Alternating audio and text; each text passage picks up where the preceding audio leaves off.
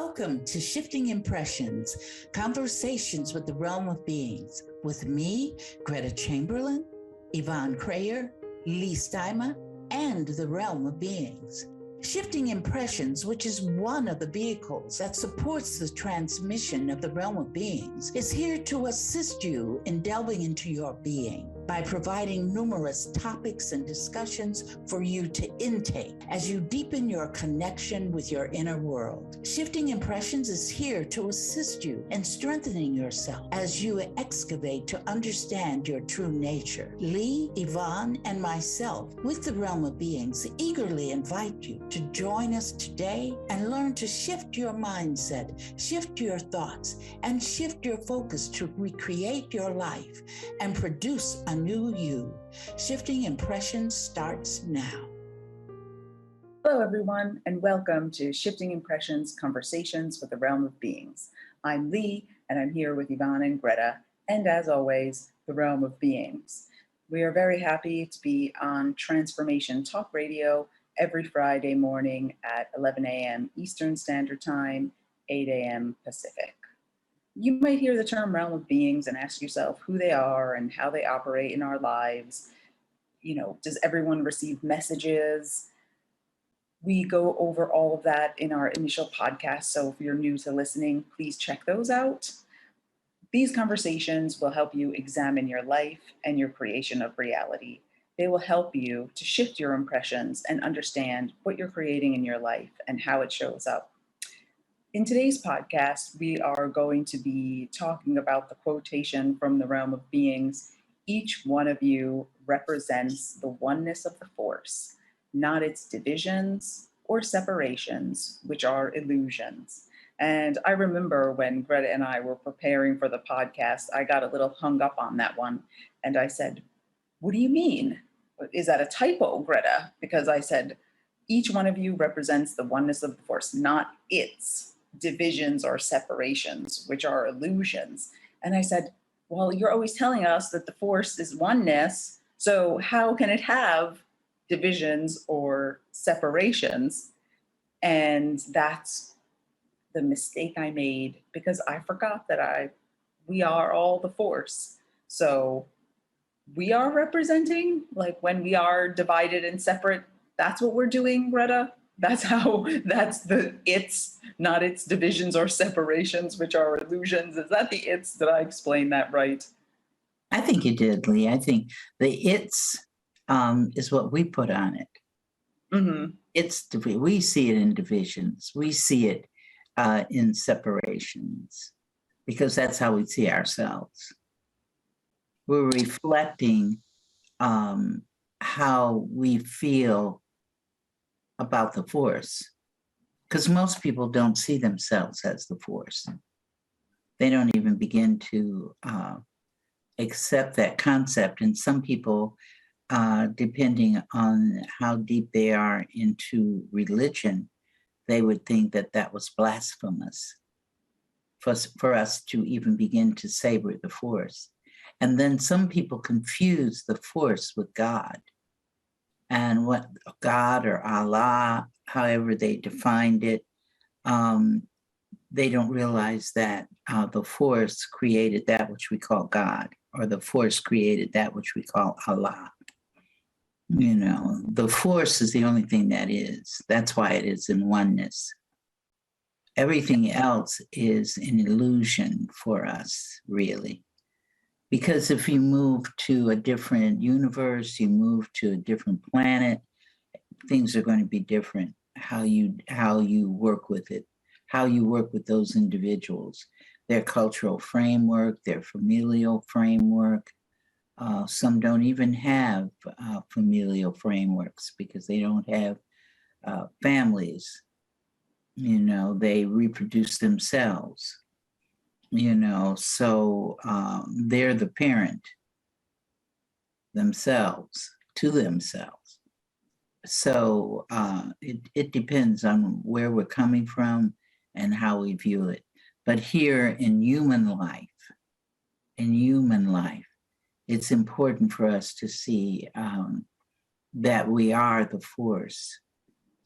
Because then, when you see that you are the force, that leads you into a sense of oneness. Because everything is the force. So what is that but oneness?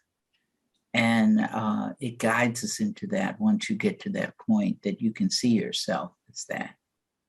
Not deeply, we can intellectualize it and say, okay, I am the force, but then as we go deeper and deeper into ourselves, then we can recognize that as a truism, that that's what we are.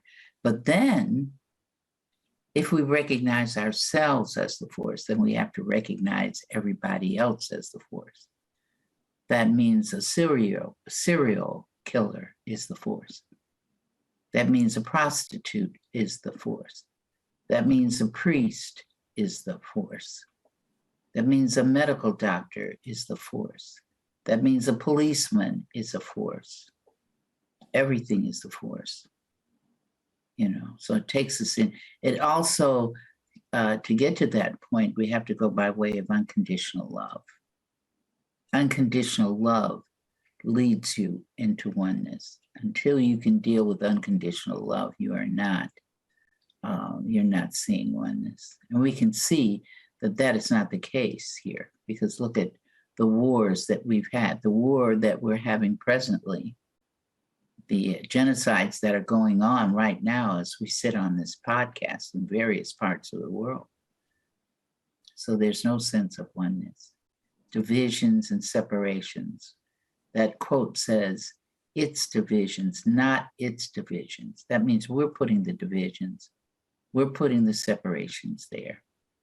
And both divisions and separations are nothing but illusions. And that's an interesting thing to sort of talk about because, in our notes, it's talking about, therefore, the force creates illusions. If we're the force, like if we are the force, it is creating the divisions and separations and the illusions. It's all one package. And as we circle back, that's all for this experiential evolution, right? So Right. Mm-hmm. May we all evolve enough to get out.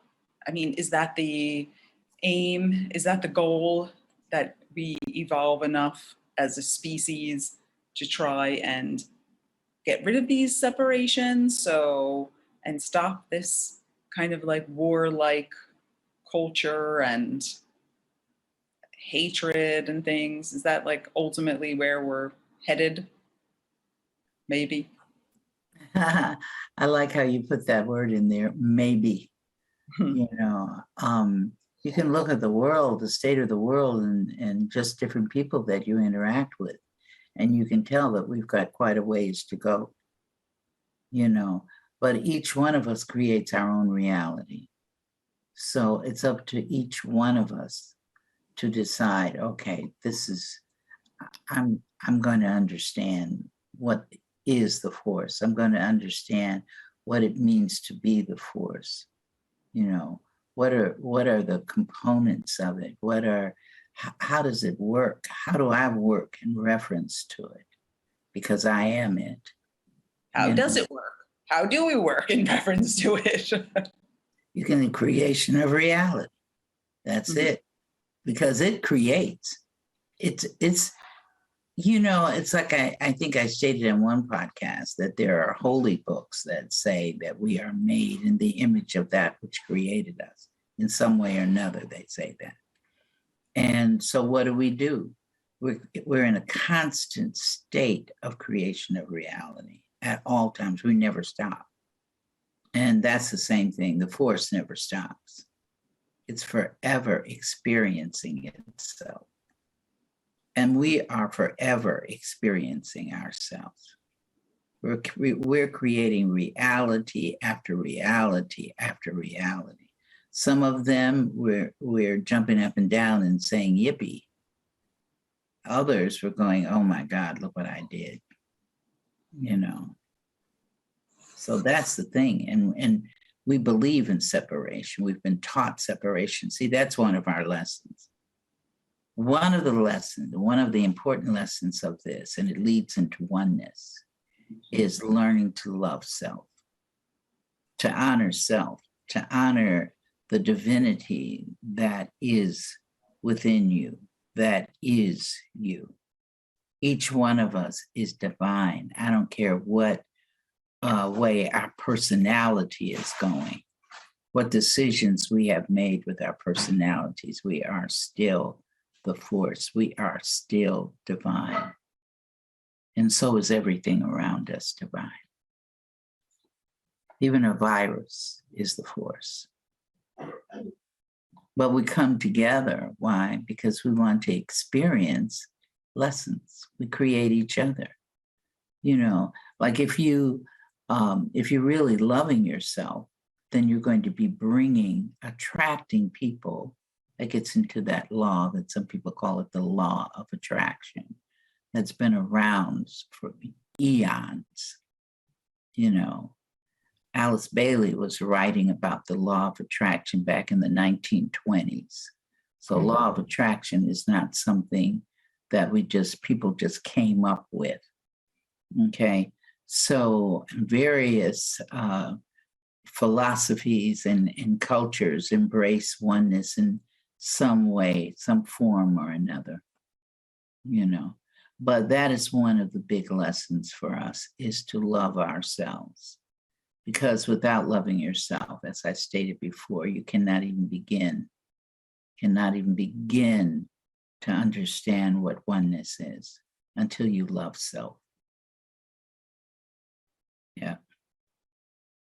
And seeing yourself as one with everyone, as one with everyone or every individual in existence. And when I say individual, I mean an ant is an individual.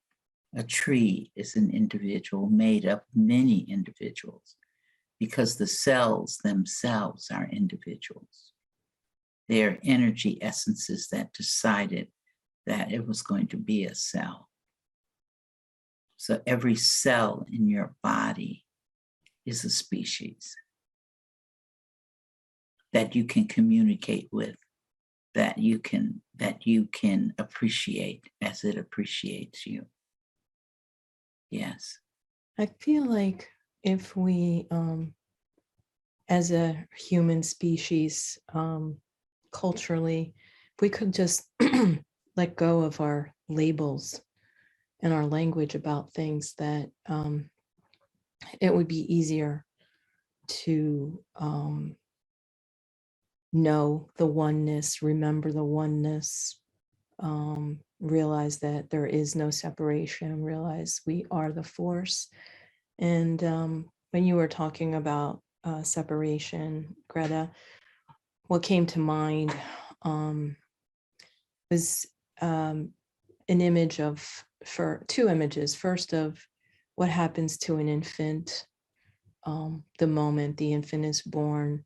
It's connected to its mother, and it believes and swims in the womb, the whatever's like, you know, it's just, it feels, it thinks like it's one with the mother. And then you cut the umbilical cord, and then that, you know, like culturally, you know, it's like, oh, the baby's separate. And then it starts believing, it starts not remembering and not continuing as the oneness, starts being taught that it's separate.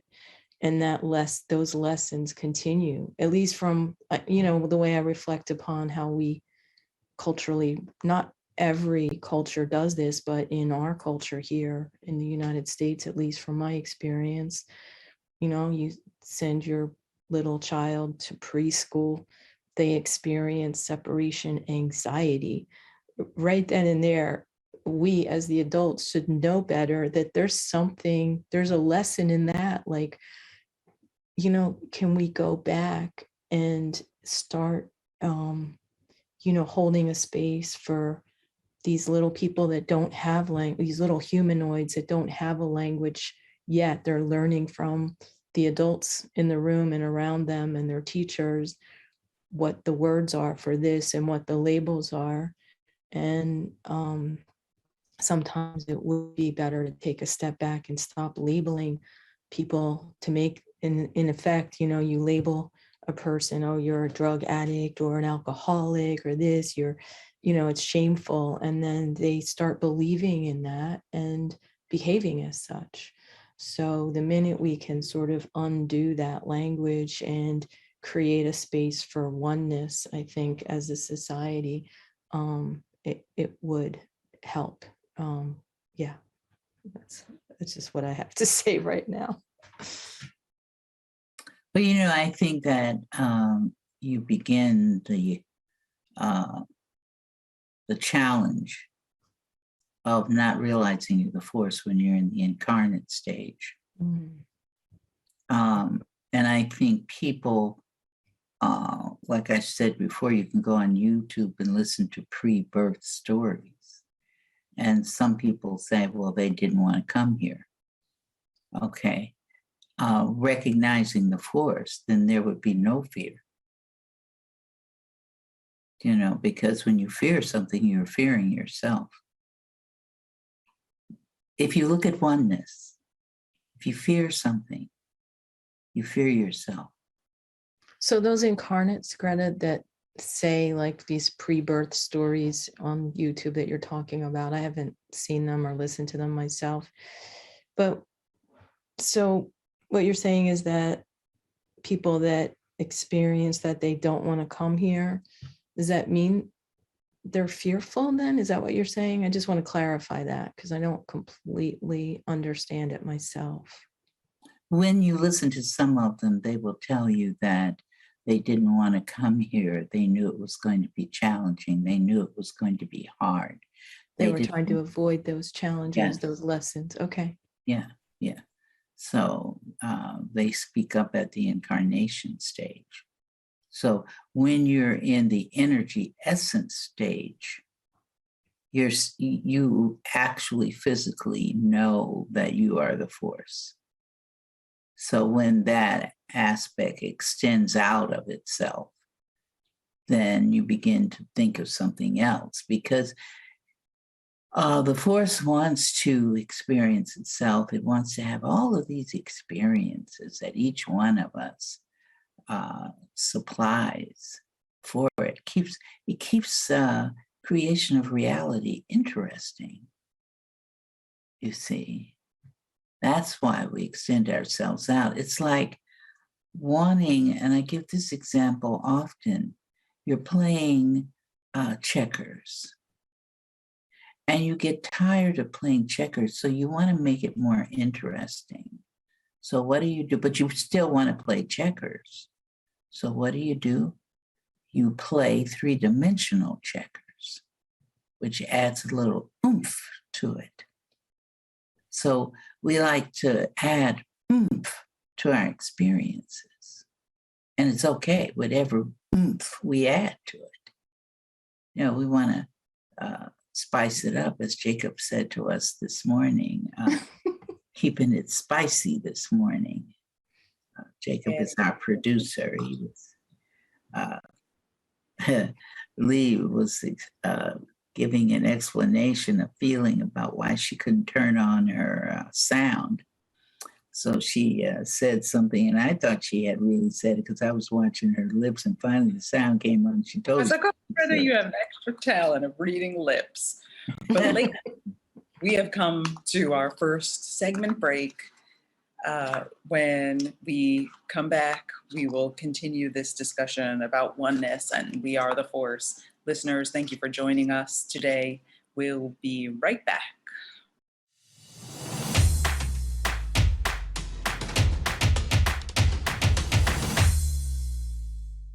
Good morning, good afternoon, and good evening, listeners, wherever you are. We welcome you to our podcast, Shifting Impressions, Conversations with the Realm of Beings, and we are here every Friday at 11 a.m. Eastern, 8 a.m. Pacific, and we are here to discuss concepts that listeners may not be familiar with, but we are here to shift and to expand your consciousness and your impressions of what's going on in your life and how you can change things if you don't agree with what's happening in the moment. So today we are diving deep again into this quotation. Each one of you represents the oneness of the force, not its divisions or separations, which are all illusions. So just a little recap from segment 1. We've kind of taken this apart and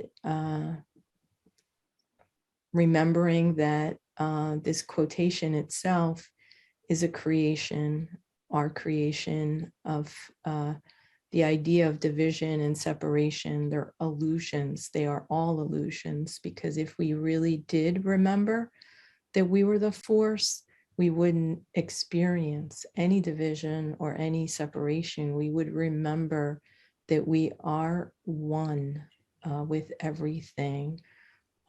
So here we go. Chapter 2, ladies.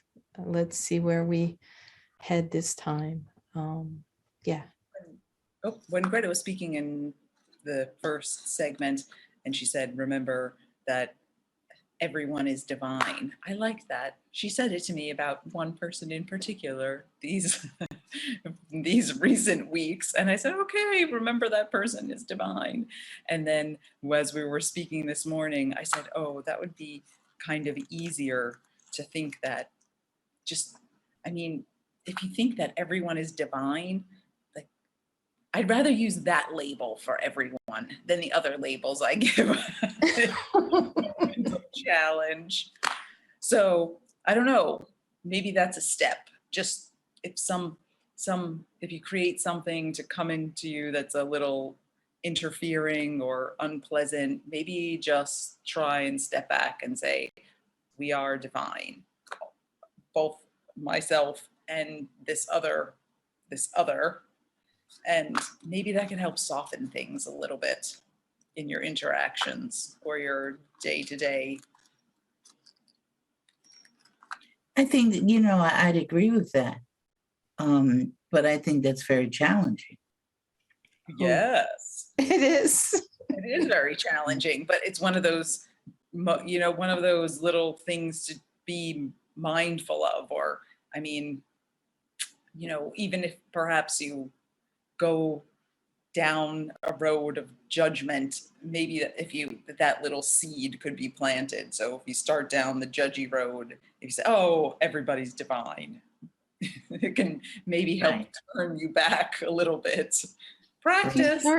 It's like anything. If you start saying it and thinking it and start putting like emotion towards it in a, like a divine way, I don't want to use positive or negative, but in a divine way, then something changes in your body where you're like, oh, that person or that event or whatever it is that we're experiencing that may make us a little uncomfortable in the moment. Yeah, like that language, that belief system, I think can really make a difference. I'm just, of course, speaking from my own experience, because it takes time and it takes work to face some of these shadows or these challenges that were beliefs that are so ingrained in us. But that's how we create the reality, right? Through our thoughts, and then the emotions. And the emotions that drive the thoughts. So the intensity for the thought, right? To create. Yeah, stop giving that gasoline, that car, that vehicle of whatever that narrative is. Just stop going to the pump and filling it up, just stop it. It just doesn't need any more gasoline, because if you don't give it your emotion and you don't give that thought or that belief, keep feeding it, then it's not going to be able to survive. It'll have to change. It'll have to evolve into something else, which is what we're talking about, the constant evolution of the force and the experience. So the experience changes because it's not being fed anymore.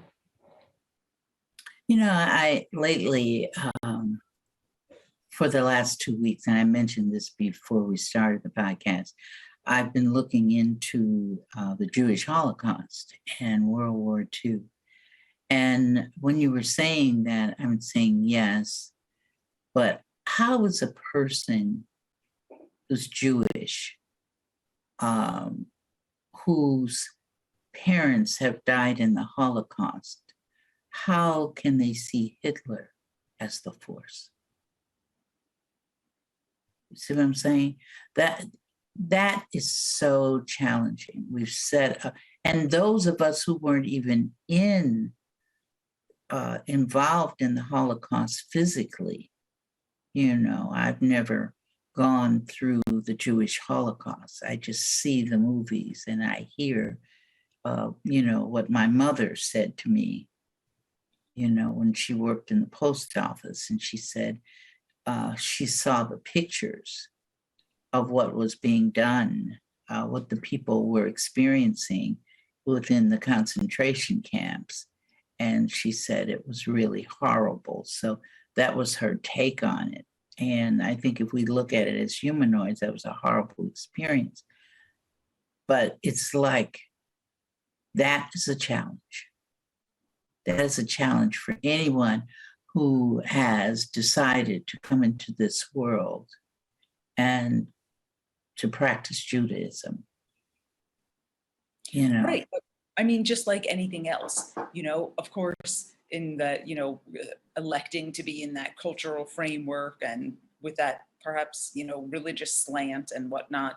I mean, all of these things are lessons, right? So maybe if you elected to come into that kind of framework with this sort of legacy, I don't know. I mean, everything's happening in the present, right? But if that's your, maybe, you know, if the individuals of that collective can shift their impression of what happened, right? And can change their belief system to something else, which I know are you know, seemingly impossible tasks, right? But supposedly religion tells us that we are to, you know, forgive those who, you know, have sinned against us or something, right?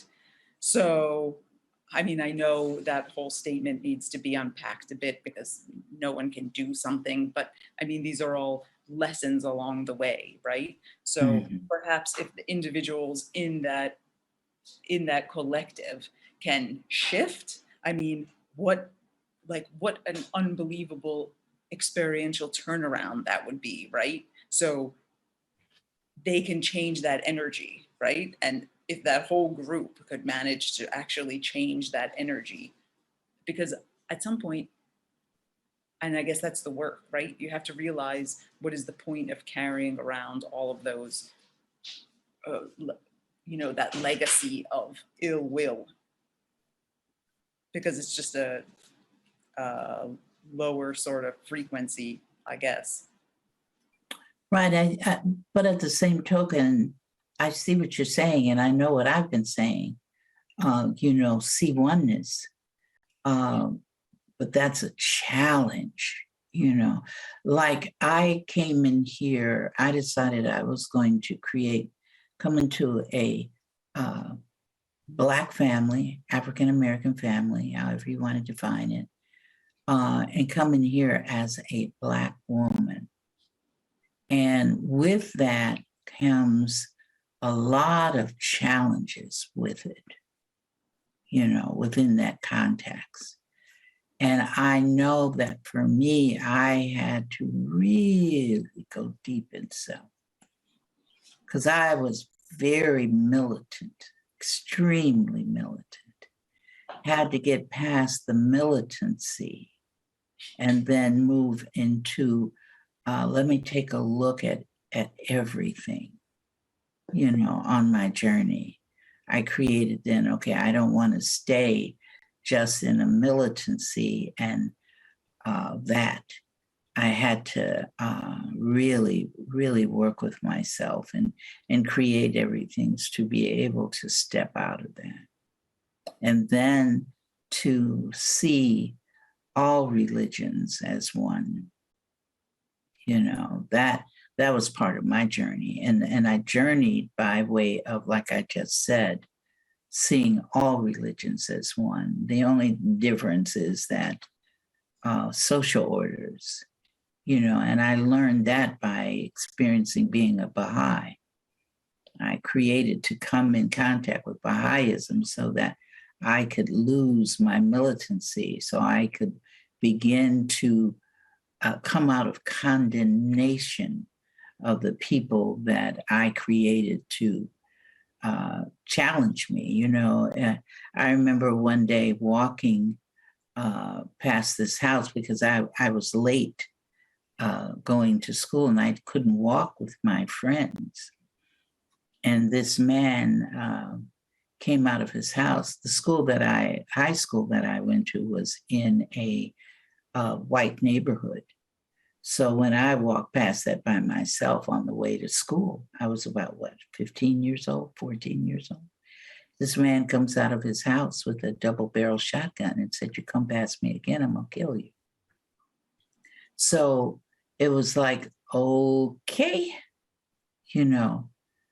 dealing with fear, and I didn't realize it until I was an adult that I was in post-traumatic stress from the situation that I went to school in. It was very, very, very challenging. And to get past that, it took a lot. To get past that, to be able to see the oneness of everyone. And like I said, it started with religion. Like I've prayed in the mosque. I prayed in the mosque. I've done Buddhism, I've done Islam, I've done them all, basically. Some of the early ones I haven't done. I have not gone to the synagogue yet, but I've been exposed to it a lot. So I had to get past the religion to be able to get involved into the oneness. Because, see, religion really supports separation. It really does. If I'm Christian and you're Islam, oh no.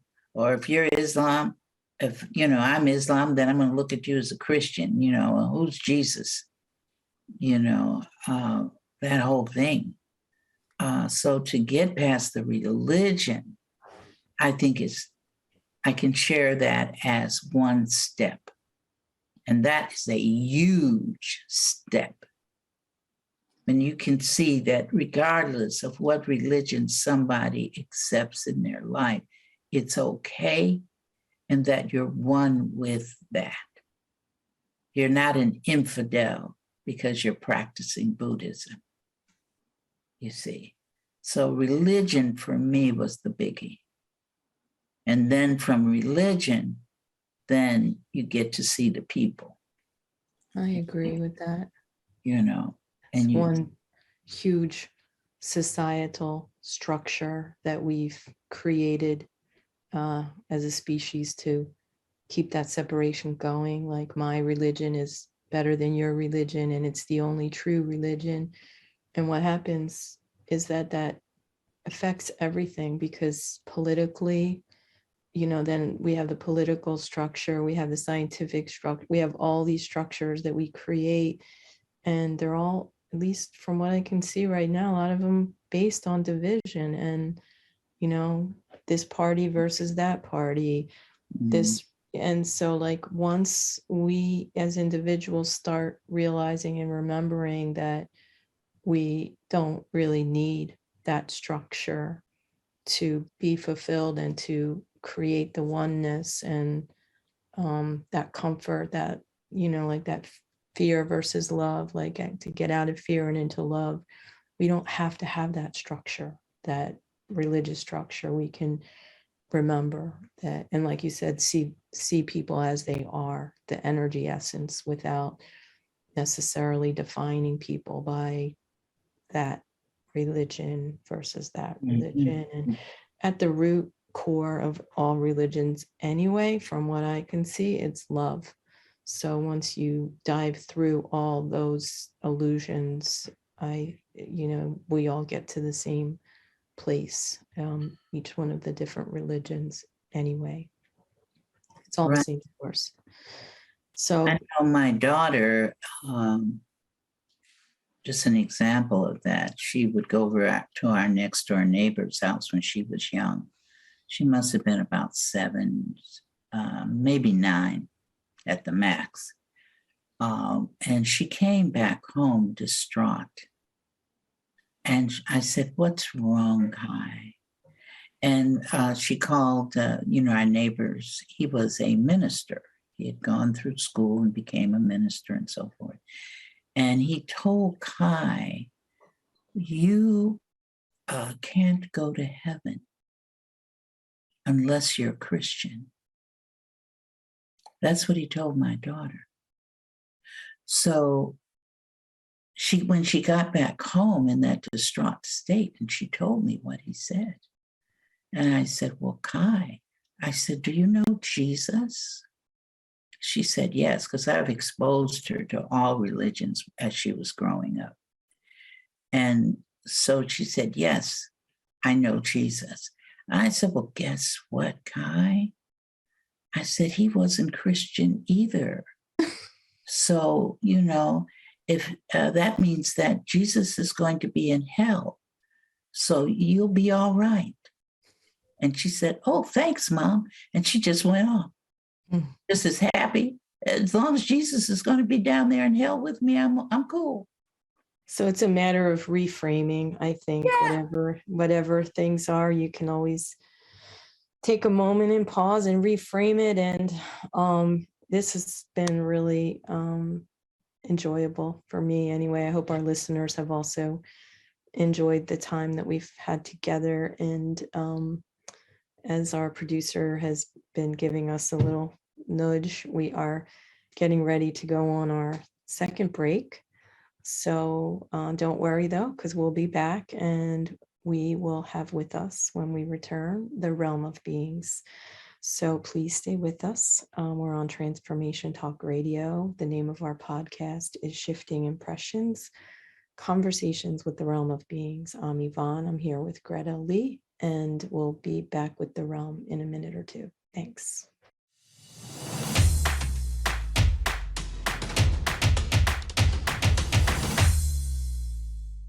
Hello, and welcome back to Shifting Impressions, Conversations with the Realm of Beings.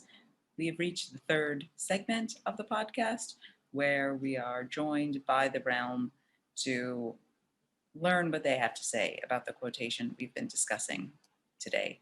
Realm, are you present? Yes. We're all here. Okay, we have been talking about the quotation today. Each one of you represents the oneness of the force, not its divisions or separations, which are illusions. What do you have to tell us today about this? I think what we're going to say is that it's a repeat of what you've already talked about, and that is that everything is in a state of oneness. Regardless if you think you're in a state of oneness. So let's say you're here, but down here deeper, you are in oneness.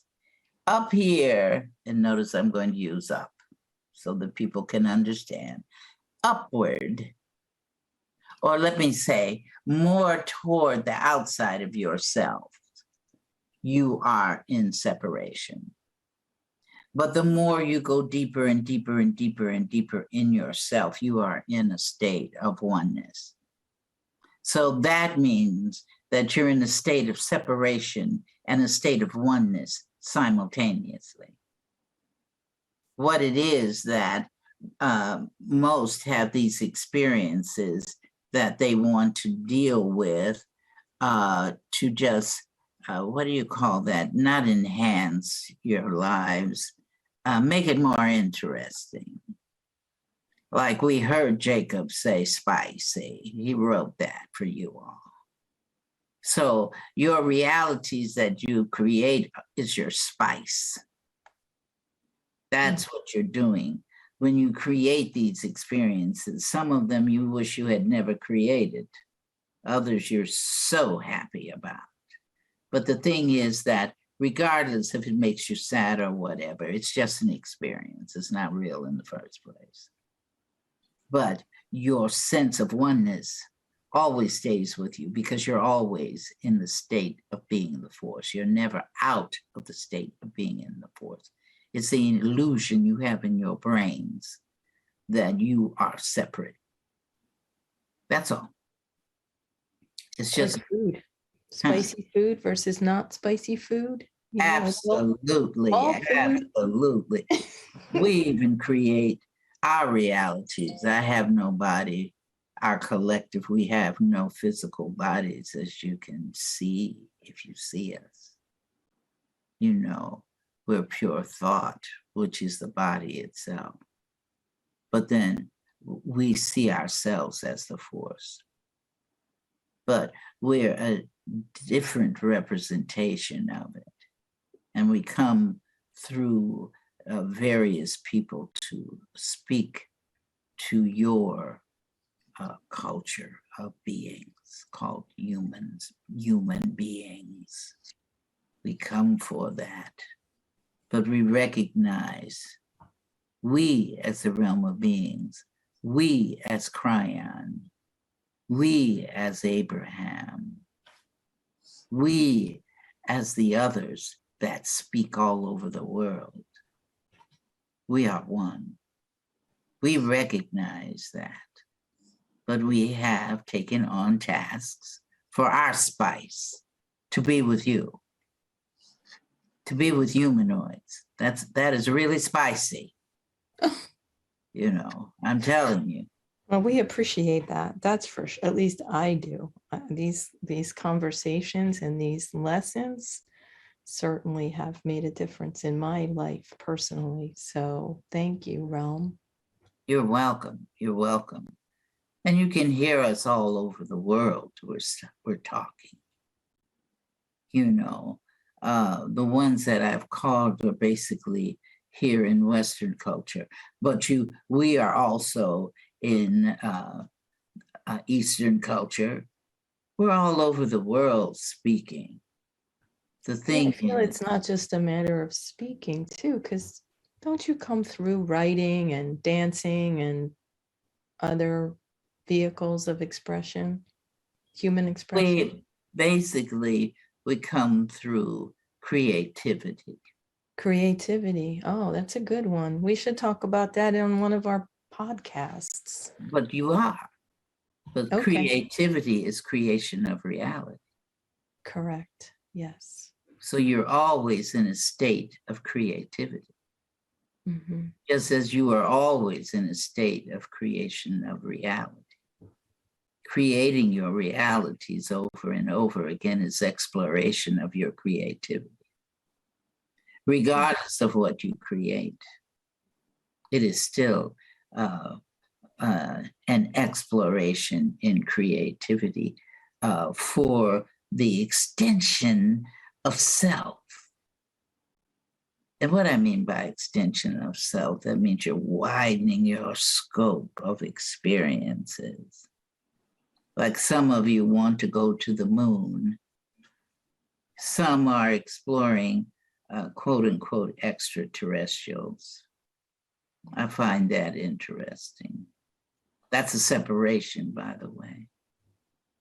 Keeps you separate from other beings.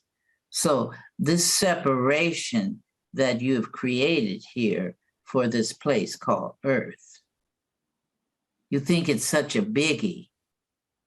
Now you're extending it outside of Earth. Other species. And sometimes you use terms like aliens. They're aliens. That's a form of separation. You even use the term aliens here on this earth with yourself. They are aliens. They're immigrants, they're aliens. And now you want to move it into space. If there's an extraterrestrial, that's an alien. So you're trying to move that separation. Keep it going, keep it going. Let's support the separation. We want to support it. What about the UFOs? That's how humanoids, some of us think about where aliens land in their unidentified flying objects, the flying saucers. What's all that stuff about? Same thing. You Separation? create, absolutely. Hmm. Absolutely. It's like even in your movies about space adventures, you've always pictured the other species in a challenging way as far as looking handsome, looking beautiful. But what is forgotten is that if you're creating that individual to look that way, and you see that individual as being odd, ugly because they don't look like me, then can you imagine what that other individual thinks of you? Because that other individual has its sense of what beauty is, and you do not match that. So if it is into separation, some of the species are not into separation. They've evolved to understand that they are the force. They're getting there. This universe is focusing on loving unconditionally. Many of the species here in this experience understand unconditional love. And there are different stages of that. So they're learning the same thing, how to love unconditionally within their frame of reference. You're learning how to love unconditionally within your frame of reference. I think a good example might be pets, at least from my experience. My pets just seem to know how to love, how to give and receive love unconditionally. So that for me feels like a true statement that, it's an experience within their framework. Like we have a different framework than a cat or a dog or whatever pet we might have in our home. But they're still on the same path, right? They're still learning how to love unconditionally. Yes, and then sometimes there are pets that you don't. Some pets, they turn on you. Yeah, it's true. So look what you created to be turned on. So the pet is showing you, it's always create, support, create. Okay. But recognize each individual, a tree, a cell, a rat, a humanoid, are all in the deepness. They see and understand oneness. It's that on your periphery. You're experiencing your periphery, which teaches you you're not one with anything. Especially that homeless person on the street. You're not one with that person. Oh, no. I'm not one with that person. Oh, no. I'm not one with that prostitute. Oh, no. You see, oh, no. That's something that's ingrained in you. Oh, no. Oh, me. Oh, no. I'm not one with that Islamic person. Oh, no. You see. I'm not one with that Jewish person. Oh, no. But when you get past that periphery and you're in the deepness of self, you know that you are one with that person. That's why we've been teaching through this podcast that you're going deeper and deeper into self. It's not going outside of self and outside or getting a quote unquote higher consciousness. It's not about a higher consciousness. It's about a deep consciousness to reach the depth of your being. And in the depth of your being is oneness. Brown, thank you for your participation in this last segment of another episode of Shifting Impressions. Listeners, thank you for joining us today. Yvonne, Greta, we've wrapped up another episode until we create each other again. Thank you. Once again, thanks for joining us at Shifting Impressions, Conversations with the Realm of Beings on TransformationTalkRadio.com. As you have explored today's creation of reality experience with Leigh, Yvonne, the Realm, and me, Greta, each of you is being supported by us in further developing the understanding that you are not just an individual existing in linear time and space, but a multidimensional force of infinite possibilities who is connected to all. So begin to create the realities you want. Join us every Friday at 8 a.m. Pacific Time and 11 a.m. Eastern Time on Shifting Impressions at TransformationTalkRadio.com. So long until we create each other again next Friday.